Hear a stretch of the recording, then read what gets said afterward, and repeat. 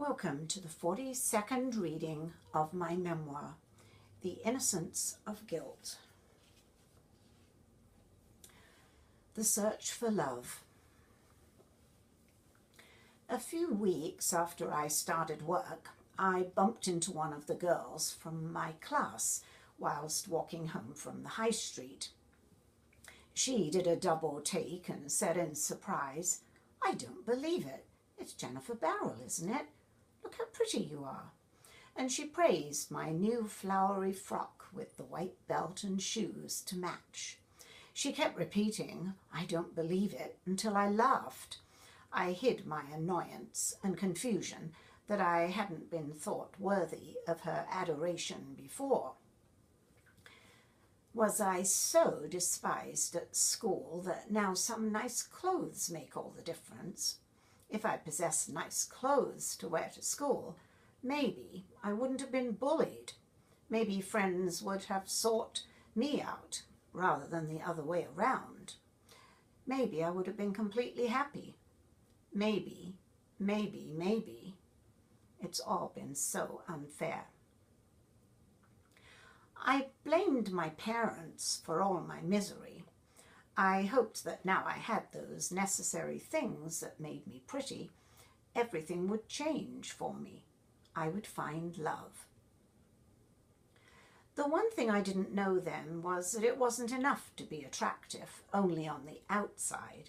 You needed that quality on the inside too. You needed to sense it, comfortably resting there in a secure place where nobody could take it from you, no matter what happened. It composed the real you, and it was what anybody who befriended you was looking for. And if you didn't have that, you were nothing but an attractive, empty shell. I devoured the usual romance stories found in teenage magazines and bought Pat Boone's popular book of conservative do's and don'ts, twixt 12 and 20. But his book disappointed me despite it being on the top list of books for teenagers. The world Pat Boone moved in bore no relation to mine. He made everything sound so simple. He had love and good looks and intelligence and money and fame. As much as I liked his music, his clean, syrupy American way of life sounded so alien I seethed inside with jealous anger and resentment. On the bookshelves of the local Smith's bookshop, a title stared out at me like a sentence from my life come to convict me. The Heart is a Lonely Hunter by Carson McCullers. Thinking that surely this book held promise for my state, I floundered at the realities within its pages. It offered no solutions for pain and loneliness, only the harsh fact that melancholy existed. I needed no reminders. Betty Smith's A Tree Grows in Brooklyn came closer to what I could accept in fiction. Its main character, Francie Nolan, seemed more like me than any character I'd met in books so far. Francie led a less-than-perfect life in a less-than-perfect family. She liked to write, she hoped for big things, and she was no stranger to suffering. All this reading made me want to write, so I put pen to paper in an attempt to make my mark on the literary world. A waste of time, for I had nothing worthwhile to write. Describing the women and girls I worked with at the factory, outlining their personalities and ending up with harsh judgments of them was immature, and I was intelligent enough to realize it. Still, I kept up my search for a meaning to life and turned to spiritual explanations. I sent away for free literature regarding religious matters. The Rosicrucians, a mystical order, and the Roman Catholic Church caught my attention due to the symbolism and rituals. Perhaps I imagined a magic spell might help me, but nothing I read offered such a quick solution. I became interested in L. Ron Hubbard's Dianetics, with its allure of a clear mind, that would allow me to be rid of my worries and anxieties. It required either an exorbitant amount of effort or the monetary riches of the privileged upper classes. I was devoid of both. Most of the older factory women were either married or engaged, and the younger girls seemed to have no shortage of dates, even if they weren't going steady. The claiming of a boyfriend was the ultimate goal of most, although no one took it quite as seriously as me. To announce to the world my attachment to a superior member of the opposite sex would give me a worthiness far above single girls, I imagined. My workmates weren't as desperate. One young woman on my bench rowed with her fiancé, took her engagement ring off and threw it away. It landed in a rain barrel, and she said he'd have to fish it out himself if he wanted her to wear it again. Her brazen statement shocked me. I would never do anything like that if I were engaged. I asked her if she was worried he wouldn't get the ring out, and she laughed. I didn't understand how she could be so flippant about something so serious. All the casual boy talk isolated me. When was I going to find the special person who would give my life meaning? Close to my 16th birthday, I decided to take matters into my own hands. Patrick promised he would always be my friend. I decided to walk down the street and call on him.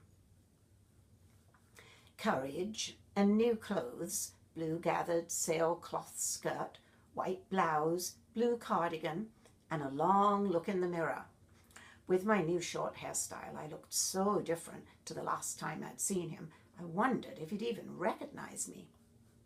I walked down his alley, gingerly opened the gate into his back garden, and knocked at his back door. He opened it and stood there, staring in disbelief. "Remember me?" was all I could think of saying, and after a few seconds, a slow smile crept across his face. "What have you been up to?" he said. "I'm not at school anymore. I'm working at Peake's," I answered, with as much perkiness as I could muster. "You said we were still friends, so I thought I'd come and see you." Of course, it wasn't so innocent. If he'd known that in my desperation I'd been plotting how to get myself a boyfriend for some time, somebody to fill the huge void in my life, and that he wasn't exactly my first choice, but he'd do until somebody closer to my ideal boy came along, he would no doubt have slammed the door in my face. Instead, he seemed pleased to see me. What boy wouldn't have appreciated seeing a pretty young girl show up on his doorstep, offering herself, so to speak? His lucky day. We chatted for a while about mundane things. They must have been mundane because I don't remember one word of what we said. And then I piped up with, "Are you glad I came to see you?" He gazed at me seriously and replied, "Yes, I am, actually."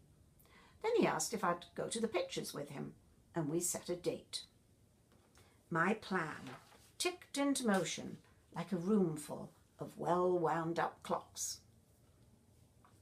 He had to ask my dad's permission to officially take me out, as I wasn't yet 16. So we both walked over to the factory, and Patrick bravely approached him, while I nervously stood by for support. The permission granted, I went on my first date. I don't recall the film we saw, only Patrick holding my hand in the dark, and everything on the screen being a blur, as I didn't want to wear my loony glasses with the flexible wires. At the hippodrome, above the main stalls, was a balcony, the dress circle. Above that, a higher balcony, the upper circle, and above those, the highest balcony, the gods. The gods, with their uncomfortable, backless wooden benches, were the cheapest seats in the theatre. Private boxes with their own curtains, still occasionally used by dignitaries at special live shows, lined the sides. Sometimes Patrick would only pay for a seat in the gods, but for this special first date, out to impress me, he bought seats in the customary back row of the stalls. the choice of couples who wanted to do more than see the film. Wanting to do more was Patrick's idea from day one, but not mine. My favourite word became don't.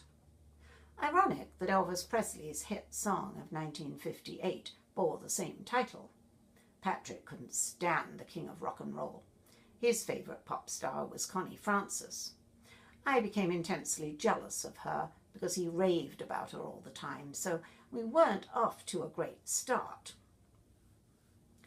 After our picture dates, we'd end up in the darkness of his small back garden, leaning against his shed. Then the doing more would start. Kissing on the lips, and something revolting with his tongue called French kissing, which I rejected because I wasn't attracted to him in a romantic way. He was rightly confused, and I soon feared he would walk out of my life again. I couldn't let that happen. It terrified me to imagine the prospect of being all alone again. The situation was my doing entirely, but what a dilemma. He wasn't content to have me as a friend. He wanted intimacy, and if I didn't give him some semblance of that, I would lose him. Alone in my bedroom, I pondered the problem and came up with a solution. I closed my eyes, pictured Patrick's face before me, and told myself I loved him. Kissed the air and imagined his lips touching mine. Over and over I did this because I wanted more than anything in the world to be in love, to possess love, to have love possess me. It happened. I fell deeply in love with him, and although he didn't tell me he loved me back, I wasn't too concerned. Those precious little words, I love you, were the stuff of dreams and the pictures, and I felt sure I would hear them from his lips one day. I would will them into existence the way I had willed my love for him into being. Patrick knew how much I loved music, so one day he brought me an old wind-up gramophone. I cleaned it up, bought new needles for it, and delighted in playing the old 78s included with it. Gradually, the old brittle 78 shellac records were being replaced by the new vinyls, but you could still buy the latest hits on 78s. We sat in my front room playing records over and over, jumping up halfway through to rewind the out-of-date machine.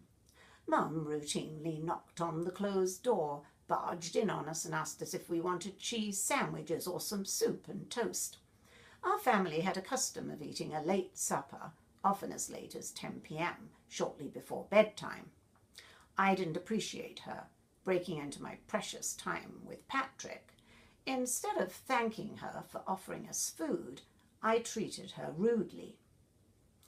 Although Patrick and I were officially going steady, he only saw me once a week, usually one weekday evening, never at weekends.